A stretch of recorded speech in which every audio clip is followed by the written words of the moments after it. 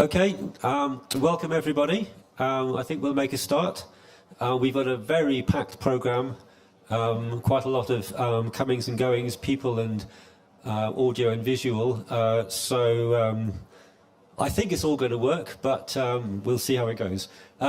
So I'm Richard Jones. I work at Met Office Hadley Centre, and I have been I'm the Met Office PI in this project called FRACTAL, Future Resilience for African Cities and Lands, and a lot of what you'll be hearing in this session is experiences that are drawn from this project, but the focus of the session is early career researchers, including youth, building urban resilience in southern African cities, and some lessons from the project. I've just realised I don't have the clicker to advance the slides. Thank you very much. And just to say, because because Kirsty has just, you will just seen handing me the clicker. So I'm joined here live in the room by Kirsty Griffin, who's from ICLEI Africa. ICLEI Africa were a major partner in the FRACTAL project. And Kirsty will come in a bit later to with some reflections from ICLEI after you've heard from some of the other researchers, the young researchers and youth representatives who were involved in FRACTAL. So just a bit of background on the project itself. So our starting point really in terms of FRACTAL was this challenge which was sort of issued from Chris Field, who was the co-chair of IPCC Working Group 2 in the 5th Assessment Report. So this is the working group which was dealing with impacts and adaptation and vulnerability. And the challenge now is we're moving from the fact that climate change is real to what we really need is the information that allows you to make good decisions for the stakeholders. When we had the opportunity to build this project, one of our key sort of driving facts that African cities, or Africa is generally urbanising at about 4% a year, which is the greatest rate of any continent, but there are major infrastructure deficits and capacity constraints. And so when we built FRACTAL, the project, we thought that the cities would be a major focus. The project itself was a 5-year project which finished in the summer of last year. It was one of 5 which was funded under the programme Future Climate for Africa with funding from DFID, the Department of International Development at the time, and the National Environmental Research Council in the UK. DFID, of course, is now part of FCDO, Foreign Commonwealth and Development Office. So some of the fundamental research drivers that we had for this project were, first of all, that cities are a neglected domain of adaptation research, but of course are incredibly important in terms of human well-being and security, because of the huge numbers of people who live in cities, often in very vulnerable situations. Real-world decision-making is complex and is vulnerable to simplistic solutions, including maladaptation. Ensuring science is relevant to society requires for it to be co-designed and co-explored, and we would contest intellectually led by evidence from real-world engagement. So it's only when you actually engage with the real world do you really understand what is the climate science that's required in order to help with the issues you're trying to solve. And as a result of this, integrating climate information into decision-making is clearly a leading grand challenge in climate science. It's not just a climate science issue, because obviously it requires effective science and society interactions and partnerships. Clearly, there remains significant core climate science questions which still need answering.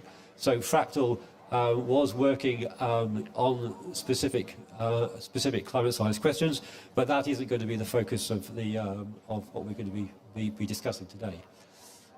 one of the things I need really to highlight in order to make sense of some of the interventions you'll be hearing from some of the research, the early career researchers and youth involved, is the City Learning Lab process which we use within FRACTAL. So this is a major component of the work in the cities we're working in.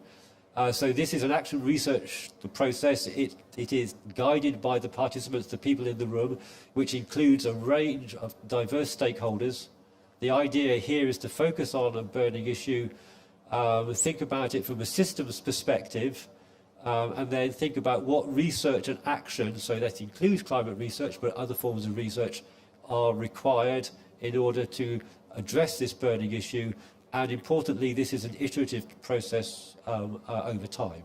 So this was part of the, this is one of the important processes that we use within FRACTAL in order to be able to build resilience. So, who will you be hearing from in this, the rest of this session? So there'll be Alice McClure, who's the FRACTAL coordinator. Anna Taylor, who is the coordinator of the FRACTAL embedded researchers. The embedded researchers are a key part of the FRACTAL project. This is where the early career researchers were coming in. Alice will introduce those a bit later. And so in our sound and video carpet that you'll be hearing in a minute, and seeing in a minute, we have 4 of the embedded researchers who are involved there: Lulu, Cornelia, Brenda and Rudo. We will have also some input on that on the video from Dion, who is a youth representative from Windhoek. And then after all of that, we will hear from Lisa Mare, who is a youth representative from Harare. And then Kirsty will then give her reflections from ICLEI Africa on what you've been hearing there. So what will you be hearing about? So the mechanisms of the process to bring the youth perspective and how the FRACTAL city to benefit, the impact of youth engagement, what was learned and possibly unlearned through the process, and then at the end it would be really good to get some of your thoughts and those people online and experiences of youth empowerment in various projects. So that's the breakout rooms which will happen towards the end of the session. So I will now hand over to one of the people online, Sukaina, who will to take us through a little Mentimeter exercise. So Sukaina, handing over to you. Thank you, Richard. Good afternoon, everyone. So what I would like to invite you to do is to pull out your mobile phone or your laptop and go to mentimeter.com, please, and type in the code 79446454. So hopefully you can see my screen, and basically we want to ask you what comes to mind when you think of urban youth, to get us thinking about some of the things that we're going to be talking about today and hearing about from our embedded researchers and how they've built urban resilience in Southern Africa. So what do you think about when you think of the term urban youth? So if you can go to mentimeter.com and use this code, you can see some responses coming through already, so that's great. Energy, key stakeholders, innovation, alternative visions of the future, vibrancy, you can also use this code actually that's in the YouTube chat if you don't have your phone handy. Leadership, resilience.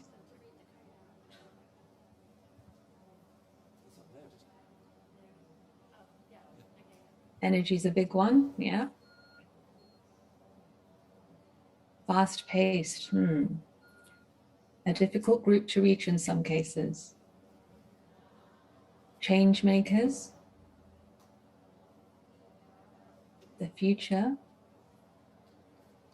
creativity, Got lots more coming in. Busy people, yeah. Passion, edginess, excited to try new things. Motivation, justice, progress, inspirational, hustle and bustle, like that one. Fresh perspectives, opportunities for change, sometimes exclusion. Yeah, some of these have come up several times. Passion, action, and motivation is a good one. Interesting that quite a few are coming up repeatedly, which is interesting. Great. Okay, I will leave that running for a little bit just now, just to say that these are some of the things that we'll be hearing about today from the embedded researchers working to increase urban resilience in the project we're going to be talking about. And we'll hear exactly some of these things around passion and resilience, creativity, and how the urban youth have been change makers in this project. So with that, I will hand back to Richard. Okay, thank you very much. So I think I do apologise. I think I haven't introduced Sukaina Barwani from the Stockholm Environment Institute in Oxford. So that is so it was Sukaina who was just presenting there. So thank you very much, Sukaina. So now we will move to the sound and video carpet, which is a collection of audio and video clips from some of the embedded researchers and the youth representatives and their experiences in building resilience, both positive and negative, and what they have learned and what others might have learnt in the process. So if the tech team could please play the video, thank you very much.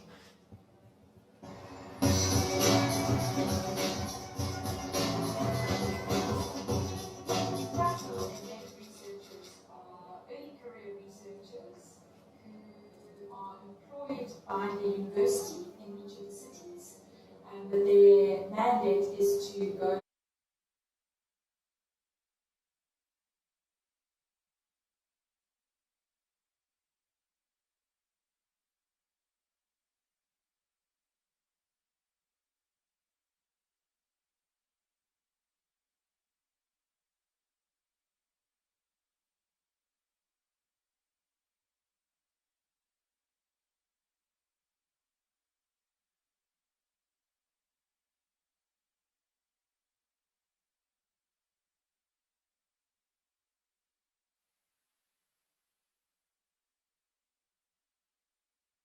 part of the FRACTAL project, and it involved spending some time at the Harare City Council.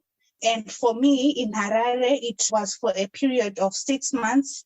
So I had a desk at the city of Harare, and also I was in touch with the Chino University, which was, as Zine highlighted, which is the FRACTAL implementing a university in Harare. So the role involved being sort of like a bridge between the municipality and the university operation and understanding the decision-making processes within the city. So during my stay at the city of Harare, I had the opportunity to attend meetings and be part of programs related to water and energy within the city of Harare. And so that actually helped me to have an understanding of the decision-making processes within Harare, and also have an understanding of the burning issues related to water and climate change in Harare, which were the focus of the FRACTAL project. That period actually created a strong relationship between the university and the city by getting to sit within the city council and also getting to explain the role and the expectations of the FRACTAL project, and also getting to hear the side of the city. So that actually strengthened the relationship between the two organizations. And up to today, this relationship is still working, and there have been actually some developments that the city officials have actually attributed to the collaboration and also the FRACTAL project in general within the city of Harare.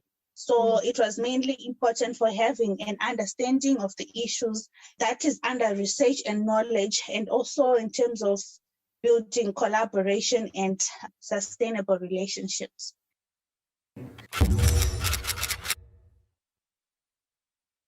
You need to be flexible. A lot of things change a lot of times, and you can't know everything, but you need to be willing to learn what you don't know, and try hard at the things that you don't understand. You need to take time and really evaluate the people and the processes in each institution and see if you can find those undercurrents.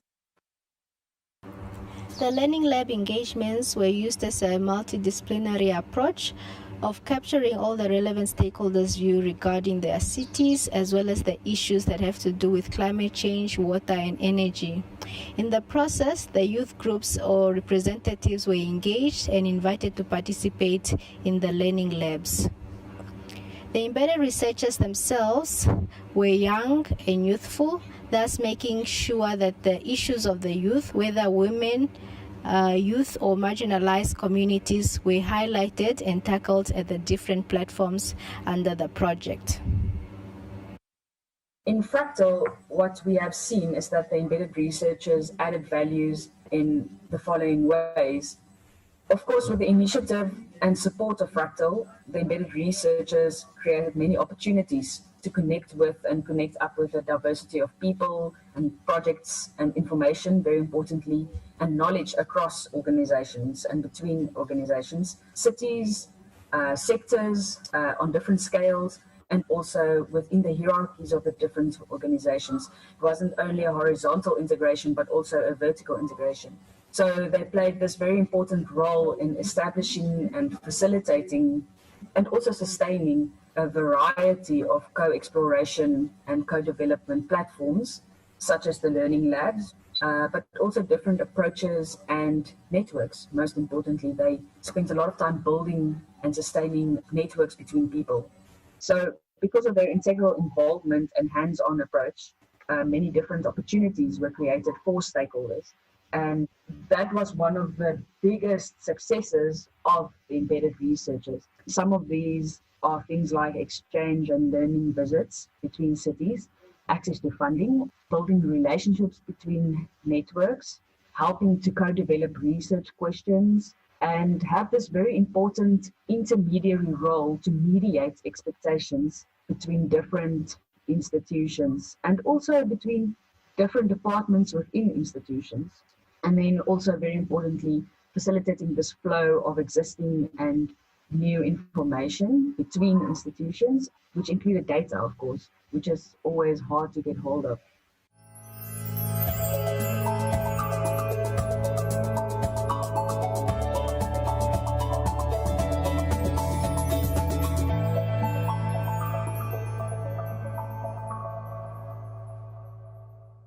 That it requires researchers, both the researchers and the city officials, to come out of their comfort zone and to enter this unfamiliar territory that has never been entered into before.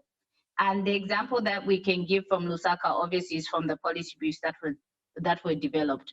But this required high-level officials to come down to a level and to accept the risks that had been identified through the learning labs, but also to openly discuss the potential barriers that would come to mitigating these risks. And so with the policy briefs, we see officials like the mayor, the deputy mayor, the councillors coming into the context of research and contributing to these outputs and recognizing that they were part of the problems that were existing within the city because of the type of decisions that were being made, but also recognizing that they were part of the solution and that they could help in promoting water security and the use of climate information in decision-making through the production of these policy briefs. And so they came out of their comfort zone, which is the boardroom meetings and the council chambers, into the learning lab space, and open themselves up to criticism, open themselves up to opportunities for learning, but also contributed to the process of the production of these policy briefs that can be used for awareness raising, but also for decision making in the city.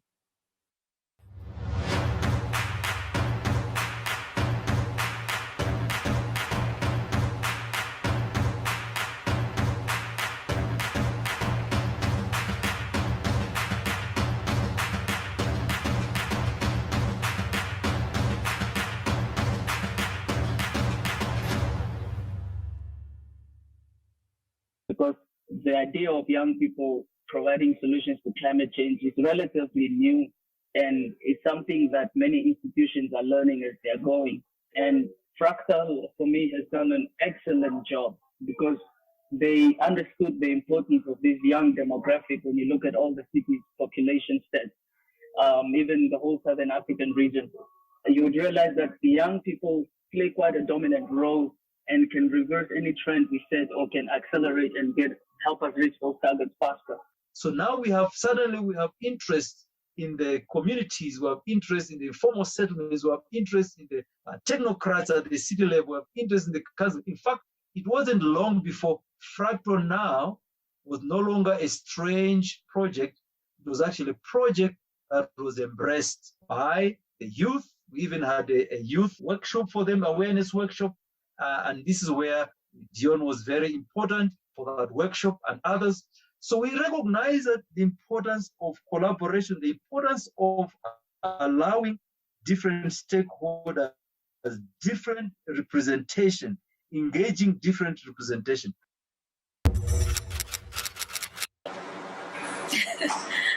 Don't ever relax.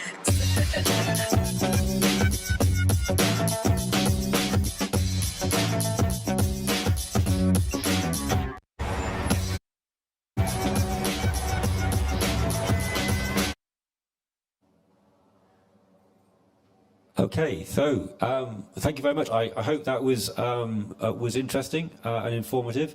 It certainly spoke to some of the sort of the underlying questions that we were hoping to tease out. I mean, what were the processes in FRACTAL which allowed the youth perspective to come in? And you could obviously clearly see that the results of the engagement in FRACTAL.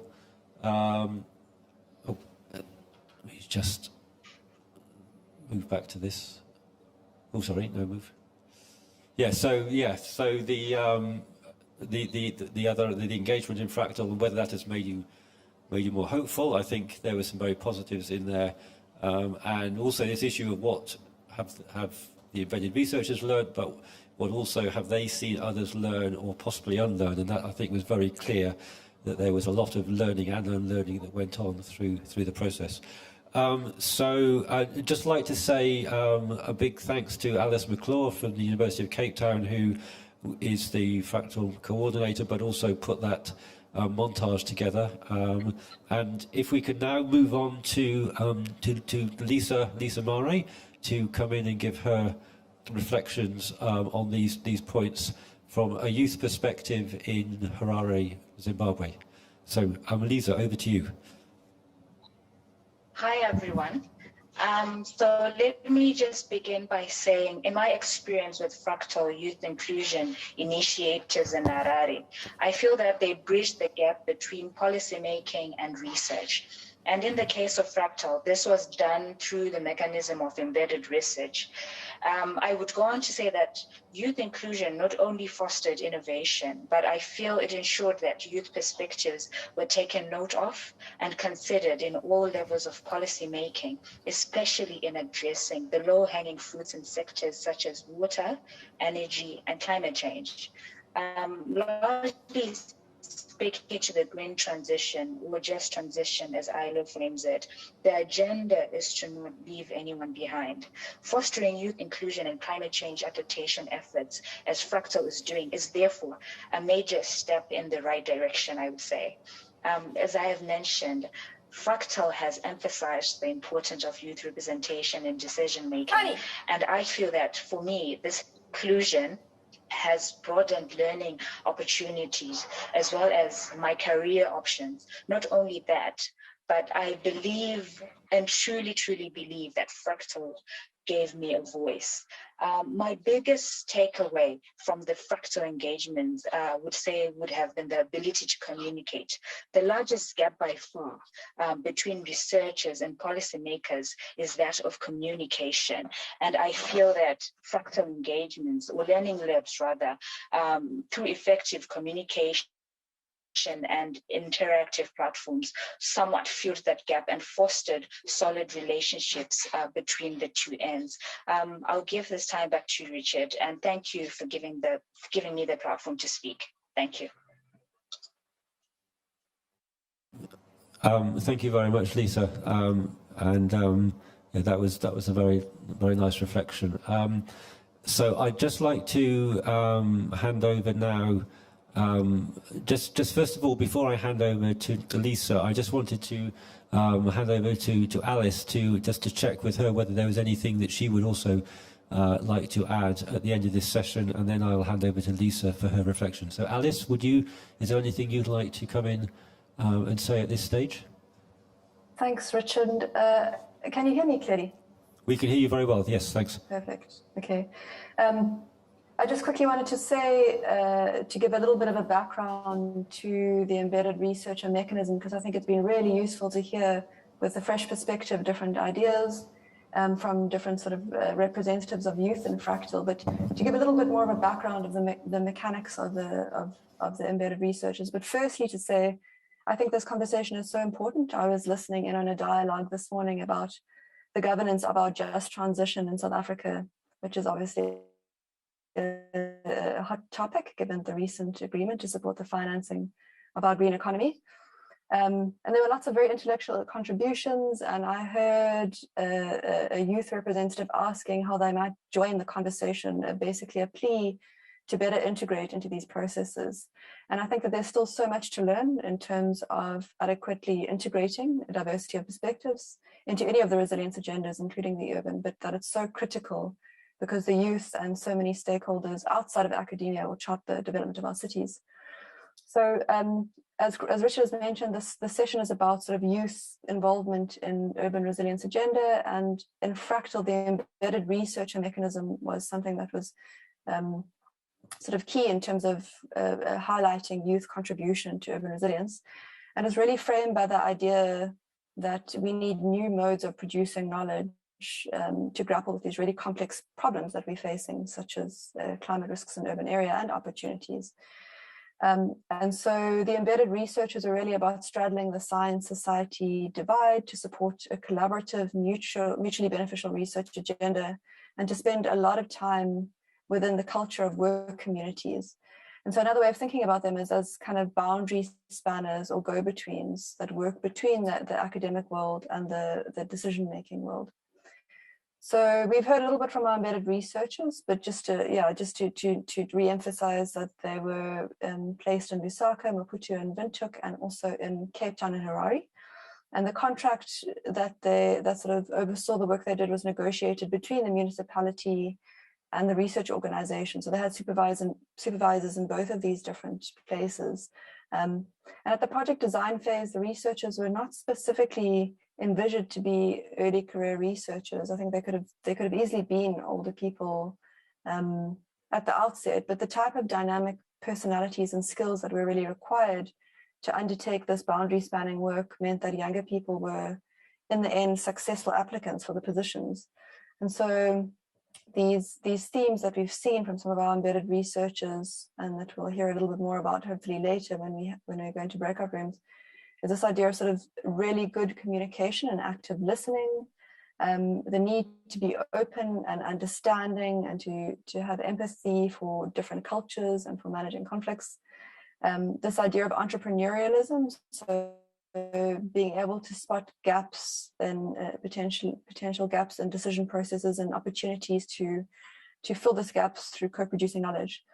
And a lot of the time, the new modes of producing knowledge that I spoke about just now to deal with these complex issues really require us to unlearn some of the ways that have become entrenched in how we think about problems and solutions. And I think the youth are particularly adaptable and can hopefully help others to be adaptable too in this regard. And I'd like to say that the approach and the dynamic personalities were so effective in FRACTAL in identifying knowledge and capacity needs that the UK Research and Innovation actually integrated this model into their climate resilience program. So it's something that's being taken forward based on the impact that we've seen in FRACTAL. And I just also quickly wanted to say that to touch on the learning lab approach that Richard has also touched on, this was an explicitly inclusive approach. So the youth had the opportunity, the youth outside of the embedded researcher group had the opportunity, as we've heard, to become involved in dialogue relevant to climate risks and also potential responses. And you could see that some of the youth groups obviously became more involved in some cities than in others when they had the opportunities to become more involved. I think that's it from me. Richard, back over to you. Okay, thank you very much, Alice, for those reflections and bringing together a nice summary from all of the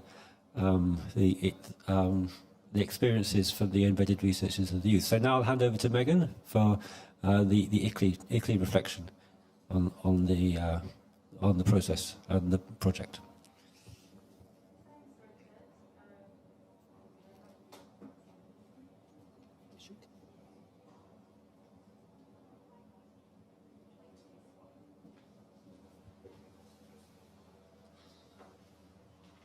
Ready? Okay, perfect. Okay, great. Thanks, Richard. I'm super excited to be here. As Richard mentioned, I come from ICLEI Africa, so coming all the way from Cape Town. Okay, take it off. There we go. Can breathe a bit better. So I'm coming all the way from Cape Town, and I come from ICLEI Africa, which is a global network of. We work with more than 2,500 local and regional subnational cities all around the continent. At the moment working with over 125 countries, so quite a broad reach, and we've been involved in the FRACTAL project as well as one of the key implementing partners, really supporting the model of inclusive climate research and action that we've heard mentioned in the session already today. And part of our role has really been focusing on bridging the divide between science and policy, which is obviously such a key component of the FRACTAL project. Our rationale behind this has been that the more city practitioners are involved in shaping what climate change information is produced and how it is communicated, the more useful this information will be in terms of shaping city-region decision-making, ultimately benefiting vulnerable communities that reside in these areas. As such, we have actively been part of many of the new and novel processes under FRACTAL, such as the learning labs that we heard about earlier, climate risk narratives, as well as applying, facilitating, and pushing the boundary of co-production and talking about that really uncomfortable space that was touched upon a little bit earlier. Really applying these distillation techniques, and this is filtered into our own work and other projects as well. So it's been a really good learning curve for us along the way. I would say the most notable thing to mention actually is what we're talking about today is the embedded researcher approach that's been adopted by FRACTAL. It's unique in many ways, and it's something that we've been working very closely with these embedded researchers from the city of Harare and Blantyre specifically, who among a number of tasks led the co-production process for better understanding the existing decision-making pathways for each city in the context of water-related issues under a changing climate. And this was with the view of recommending best practices for all stakeholders involved in managing water issues going forward. So, as I mentioned, we've been working really closely with these embedded researchers, and being actively involved in part of these processes has yielded so many learnings. I'm going to keep it to just 5 because I know we're a bit short on time, but just numerous learnings, and I could probably go on for 20 minutes at least. But really, I think before I go into these 5 learnings, I'd say firsthand, we've learned the value of young researchers being part of these kind of projects. In fact, as just a quick sidebar, as part of our impact project, which is separate to this, we've used these learnings, and we've seen ICLEI Africa investing on how enhanced collaboration methods can really lead to inclusivity, in better governance, better decision-making that builds local climate resilience in African cities. So again, touching upon that young career researcher method. But as I said, I wanted to just focus on 5 main learnings today. So I would say the first one would probably touch upon what we've talked a little bit about from the team on the screen, is the youth really help us to unlearn. So I think as the older we get more set in our ways. I mean, we always talk about you can't teach an old dog new tricks, but the youth really help us to unlearn. And as we find new approaches to old challenges, we need to unlearn along the way, and we need to have this kind of flexibility, and that ability to adapt is key. The second point is resilience builds resilience. The youth can keep going. You know, they're not jaded, they're not tired by the situation. They're innovative and they find ways to do things that others are sometimes too scared to try.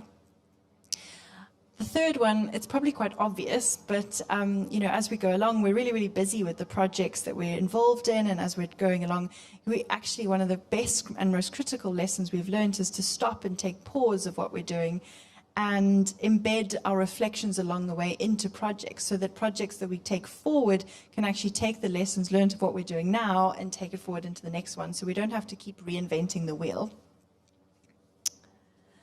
The fourth one is also probably something quite, when you think about it, it seems quite obvious, but encouraging sharing. So sharing between each other, sharing our challenges, sharing our lessons learned, what's working, what's not working. And this is something that we saw a lot, is sharing between our cities. Our embedded researchers, as you saw from the picture, are really connected to each other. They know each other very well, they communicate, and they have a natural tendency to share their lessons, to share their challenges. And this is really a critical area for building research. And then my fifth and final point, which is probably also another obvious one, is they really bring hope. They're really invested in their futures, and I'm sure if anyone who's had to sort of fight your way through the crowd outside, of the youth strike outside, they're invested in their futures. They have higher stakes in the decision impacting their futures. And so through this project, we really saw how they're reinvigorating the conversations, changing the dialogue from challenges to opportunities. So in conclusion, it's well known that the youth is critical to building our urban resilient future. And we've seen the shift over recent years, and it's taken more seriously at last. But the youth need an adequate place at the table of decision making to be able to take these ideas forward. They need to hold the power and not be included as nice to have or tick boxes along the way. The method of embedded research overcomes this in a really interesting and unique way, and it gives the youth agency and legitimacy, and it's an incredibly effective method of change, and it's been a real honor to be part of the project. Thanks, Richard. Okay, thank you very much, Kirsty, and that was a fabulous set of reflections, and it's nice to know that that FRACTAL has had a positive influence on ICLEI. I'd like to say also that FRACTAL has had a positive influence on the Met Office, and I know that it's had a positive influence in a lot of the African cities in which it's been working. So. So thank you very much for that, and in true FRACTAL style, for anybody who actually knows the project, they know that we don't just sit around in rooms and talk about things. We actually try to make people engage and actually do a little bit of work. So what we would now like to do, for all of those of you online, should I just say thank you very much for joining us online, and for those of us in the room, we would like now to break out in a series of breakout rooms for the next 10 minutes. 10 minutes or so, maybe we can give you 12 minutes. And what we would like you to do is to discuss with those people in your breakout rooms these two questions. For those people online who are watching the live stream, if we could go back to the slide, please. No, the final slide, please. If you could move to that one. So if you would.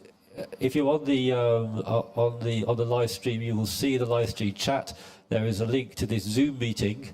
So if you would like to join that, then you will get assigned to a Zoom breakout room. So for those of you online, please go to this Zoom link and then join a breakout room there. And once you finish with that, then you can come back, obviously, into the main meeting. The live stream will continue. And for those of us in the room, the idea is for us to have a discussion around these two questions. Can you think of other mechanisms and processes to facilitate youth involvement in urban climate resilience? And how do the youth, or does the youth, help others to learn or possibly unlearn? And what we would like us to do is to summarise a response to each of those questions, or possibly more than one response if we would like to, in a tweet. So we would like a very short, pithy response to those questions in a tweet. So if we could now all move into our breakout rooms, I believe that Alice and Chris Jack from the University of Cape Town will be facilitating the Zoom breakout rooms at this Zoom link here. I think then that means that we now have 10 minutes for discussion and coming up with tweets. So in the room here, the plan is I will sit with my computer and type, and Kirsty will go around the room and facilitate a discussion on this. So please get your thinking caps on and responses to these two questions.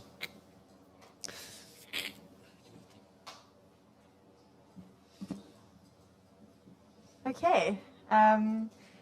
Right, so as you can see, the two questions on the screen, I think what would be quite useful if maybe this group over here maybe discuss the first question. Can you think of other mechanisms and processes that facilitate youth involvement in urban climate resilience? And this team over here, if you could talk about how does the youth help others to unlearn or possibly unlearn. There, and then I'll give maybe 2 minutes or so for each of you to sort of sit and consider the question, and then I'll jump between the two and we can start co-creating our tweets. Question.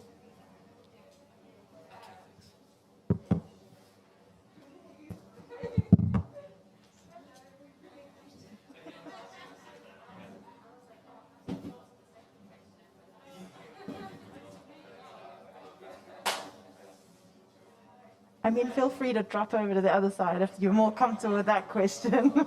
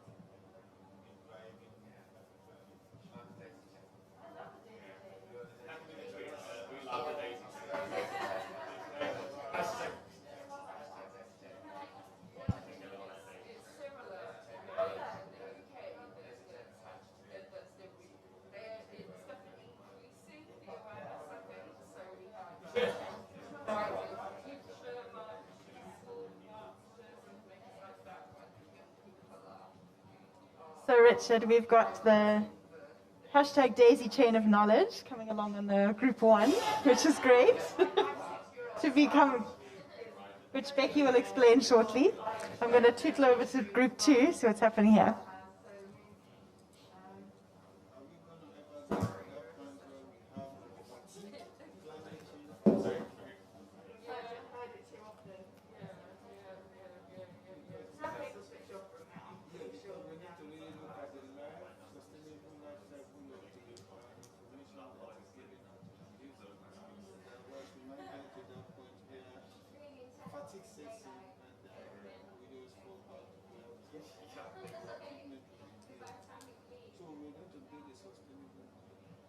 So the youth can maybe help in like different ways to communicate things so that it helps address that. To stop people getting to stop people not listening. Not listening, because that's what sets in the unlearning part of it, and it's because it becomes a disaster.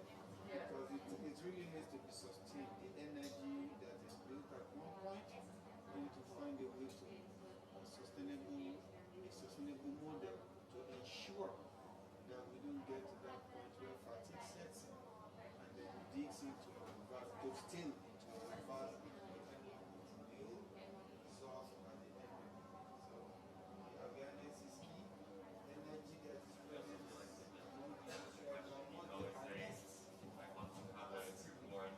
I'm trying to get the Google Doc to get to on the screen so we actually see it.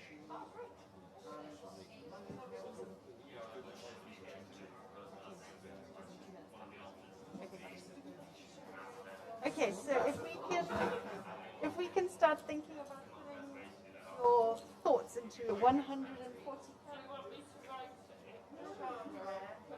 So we thought we will, before we put it on the screen, now this is something for that is one sentence to encapsulate.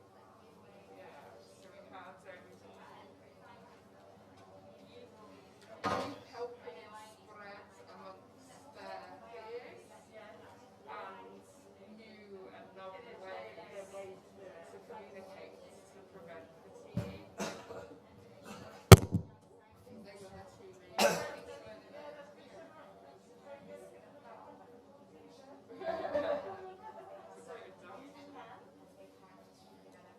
Sorry? I'm just trying to. Do you want me to write it down? And we can co-create it on the screen. So fabulous. Sorry, what's your name? Freya. Okay, great. Group 2's got something. Freya said she'd like to share it with you. Is that fine? Yeah, it just occurs to me I need to get into the Zoom and the other thing to come back and Okay. So you tell me when you're ready and then I will swing over.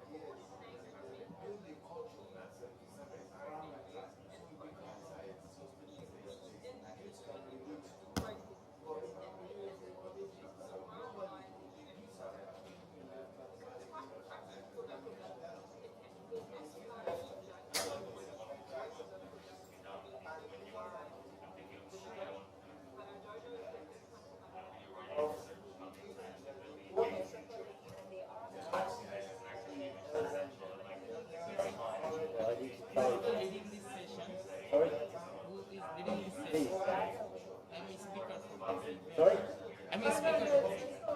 No. Sorry,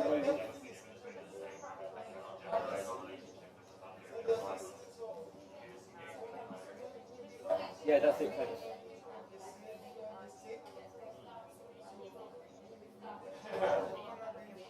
Yeah, just a second, yeah.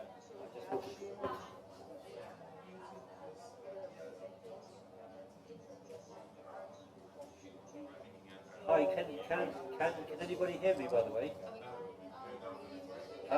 Yeah, is there any chance you could wrap this up and come back into the main room, please? Rejoin the main links. Is that okay? Sorry to rush you. And can you pass that message on to whoever else is online? Are you guys almost ready with It's your... just you, okay. Okay, fine. Trying to get everyone virtually in the space as well, so we can hear from them. So I can't really hear you. Sorry, I'm going to have to go back into the session here. I'll see you back in a minute.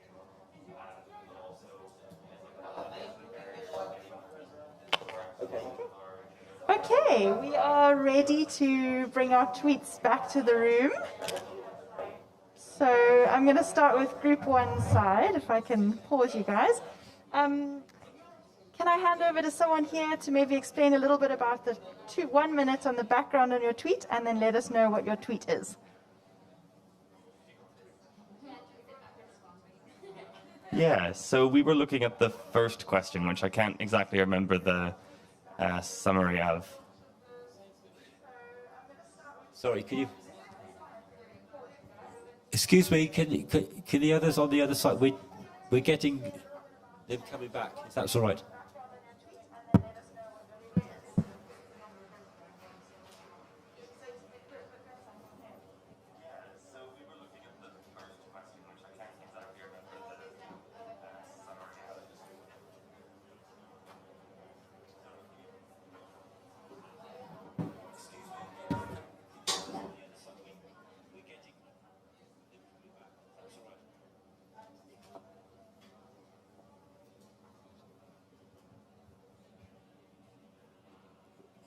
Sorry, I'm not sure who's now meant to be feeding back. Do we have somebody online who's feeding back?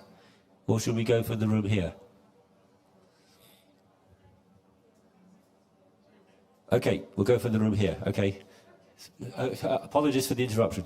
That's quite all right. I didn't realize at the beginning. So we had the question about looking at other mechanisms and processes that facilitate youth involvement in urban climate resilience.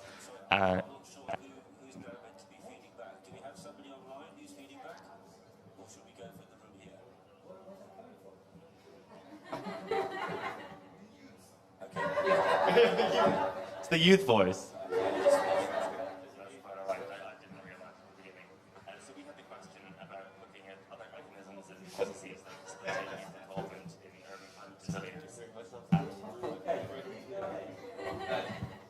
Sure. I'll be very brief because that's taken some time. We basically looked at the idea of like training the trainers, so involving them in a way that you're not just doing one-offs, but looking at how they can actually then create like a chain of engagement and teaching through that the trainer model. And the DAISY train, which I didn't fully understand, but I think that term means something to other people.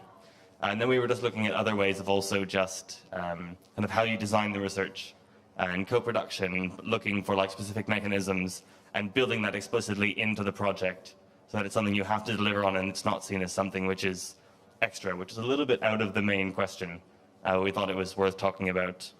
So our tweet is exploring the DAISY chain of knowledge for youth empowerment at the Early Career Scientists in Africa event, #FRACTAL, #Science Pavilion, and #COP26. It is written down. I can pass it to you. It might be the easiest. We'll pass it over, I think.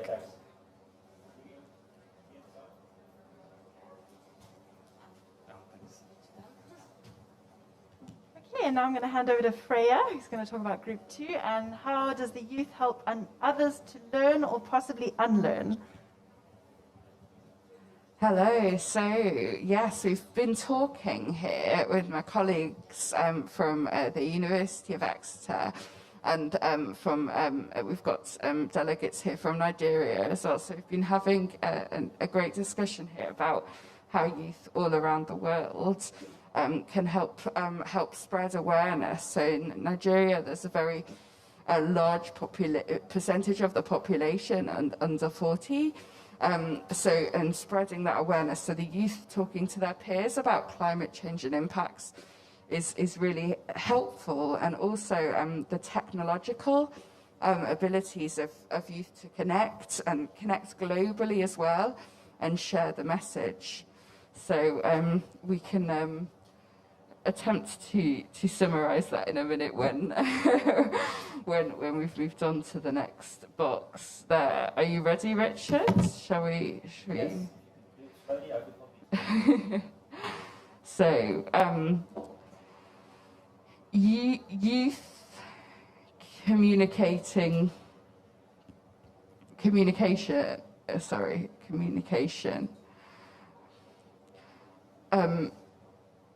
helps us spread message to more people.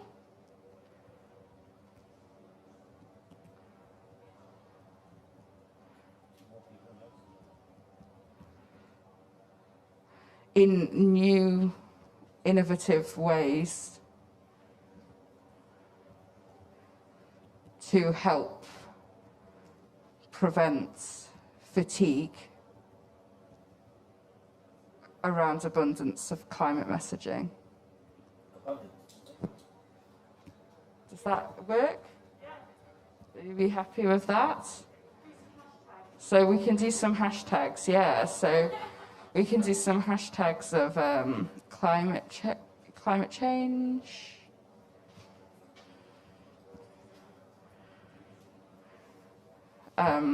Fridays for Future, maybe, with the youth movement. It might be a 4 in the middle, I'm not sure, we can pick that up later. Shall we, we can also maybe hashtag ScienceCom as well, SciCom. I think we need to. I think we need sort of to move on now. So is it all right if we move to the online groups? Thank you very much for all that effort in the room, and thank you very much for those excellent tweets. And if we move down, maybe they've already have typed in. Wow. So if we could move down on the screen, please, into the document, you'll find under Group 2, there's a lot of things there. So, Mzimi, could you come in and explain what you were thinking? Thank you very much, Richard, and for all the inputs. So, our thinking, there wasn't very much time, but as you can see there, we tried to identify a few platforms or mechanisms to try and engage the youth in urban climate resilience. So this included use of creative arts, which are both entertaining but educational at the same time. And then one of the biggest points was the issue of genuine engagement and inclusivity when it comes to the youth. Because one of the youth representatives felt that they were listened to but not heard. So creating spaces and platforms where the youth are heard, I beg your pardon, and that even though there are some mechanisms and initiatives to try and bring youth on board, to try and diversify those platforms such that the different voices, especially of those who are active and innovative, are put on those platforms, because sometimes it's the same people or same youth representatives who might not necessarily then represent everyone else. And there was a question about coordination around these platforms. And we heard that there are some initiatives, but like I said, those points of engagement and inclusivity were brought forward. And then another point was in making some of the engagements less formal, if I may call them that, since we're engaging young people. And then our hashtag, the last one before I go to the hashtag is, of course, relates to the genuine engagement, in that the youth feel that, it's just a tick box or token inclusion when they are invited to the table. So again, this issue of making sure that, they are brought to the table, they are heard, and there's some form of voice equity and true representation. So at the end of the day, we have one hashtag, two actually. The first one being that youth want to be heard, not listened to. And then the second one is that youth help us learn to unlearn. So those are our reflections. And if anyone from the group would like to add, please feel free. Thank you. That's fantastic, Nzimi, and also thanks for all the others who took part in that. I'm afraid we don't really have time for any further input from the group, but just very quickly, Chris Jack from the University of Cape Town, FRACTAL PI, a couple of quick reflections from you would be really good just to close the session. Thank you, Chris. Great, thanks Richard, and thanks to everybody who's been part of the session. It's been really interesting and really inspiring, and it's certainly got me thinking yet again about the role of youth. And I think my main reflection is actually just having watched the news and seen youth protests outside COP. I'm not there, I'm in South Africa at the moment, but I can see it on the news. And just thinking how things have progressed, and we're kind of progressing from youth protesting outside the venue to youth being inside the venue and kind of youth being more central. And I think for me, the really exciting thing is seeing that progression and moving beyond kind of getting youth perspective and hearing them protest, to listening to them, to inviting them into the room, and to getting to the point now where youth are actually at the center and perhaps inviting others into the room. So I think that's a really exciting progression that we're seeing through the work that we're doing. And I hope we can push that sort of agenda further forward into the future. So thanks very much for the session. Thanks, Richard. Okay, thank you very much, Chris. Thank you very much for everybody for your input, both in the room and online. We have to close it there because we have yet again run over a little bit. So apologies to Becky for that. Thank you very much, everybody.